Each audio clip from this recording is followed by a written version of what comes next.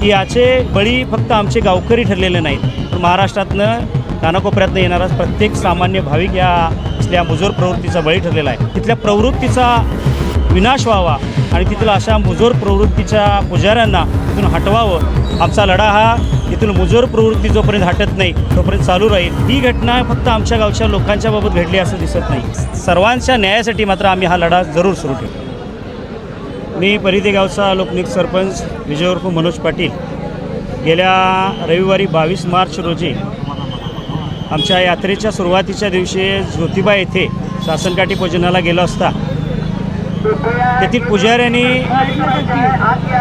जो काही अमानुष हल्ला आमच्या गावच्या भाविकांवर केला त्याच्या निषेधाचा मोर्चा म्हणून आज आम्ही दसरा चौकपासून कलेक्टर ऑफिसपर्यंत मोर्चाद्वारे त्यांना एक निवेदन देत आहोत। या निवेदनाचं स्वरूप असं असेल, या ज्योतिबाला लीन होण्यासाठी महाराष्ट्र राज्यातनं जिल्ह्यातनं किंवा आपल्या आसपासच्या भागातनं बरेचसे भाविक श्रद्धेने येत असतात आणि तेथील मुजोर पुजारी अशा पद्धतीची मारहाण आणि अशा पद्धतीची वागणूक त्यांना तिथं देत असतात आणि ही घटना फक्त आमच्या गावच्या लोकांच्या बाबत घडली असं दिसत नाही।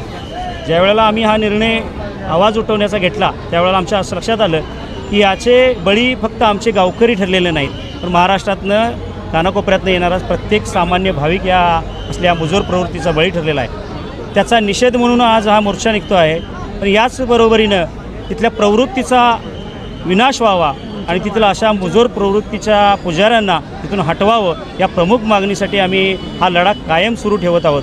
त्यासाठी सर्व समाजातल्या विविध संघटना, आमच्या भोगावती खोऱ्यातील 52 गावातले सर्व ग्रामपंचायतचे सदस्य, त्यांचे सर्व पदाधिकारी आणि गावकरी या आमच्याला मोर्चाला सहभागी आहेत आणि महाराष्ट्र राज्यातून सुद्धा ज्या काही सेवाभावी संस्था आहेत त्यांनीसुद्धा आम्हाला या फोनद्वारे किंवा पत्राद्वारे आम्हाला या गोष्टीसाठी समर्थन कळवलेलं आहे। आमचा लढा हा तिथून मुजोर प्रवृत्ती जोपर्यंत हटत नाही तोपर्यंत चालू राहील याची मी तुम्हाला ग्वाही देतो। आजपर्यंत किती ग्रामपंचायत आमच्याकडे लिखित स्वरूपात आमच्याकडे आजपर्यंत 48 ग्रामपंचायतीची लेखी पत्र आमच्याकडे आता उपलब्ध आहेत, ती आम्ही माननीय जिल्हाधिकारी साहेब यांच्याकडे सुपूर्द करत आहोत। विविध संघटना ज्या की जिल्ह्याच्या बाहेरच्या सुद्धा आहेत त्यांनी फोनवरनं आम्हाला कळवायचं काम केलेलं आहे। येत्या काळात तेही आम्हाला लेखी स्वरूपात आम्हाला पाठवत आहेत। मला वाटते याची व्याप्ती खूप वाढेल, कारण प्रत्येक भाविक याचा बळी ठरलेला आहे, सामान्य भाविक। तेव्हा त्या सर्वांच्या न्यायासाठी मात्र आम्ही हा लढा जरूर सुरू ठेवू। अशाच नवनवीन अपडेट्ससाठी डिजिटल कोल्हापूर चॅनेलला सबस्क्राईब करायला विसरू नका।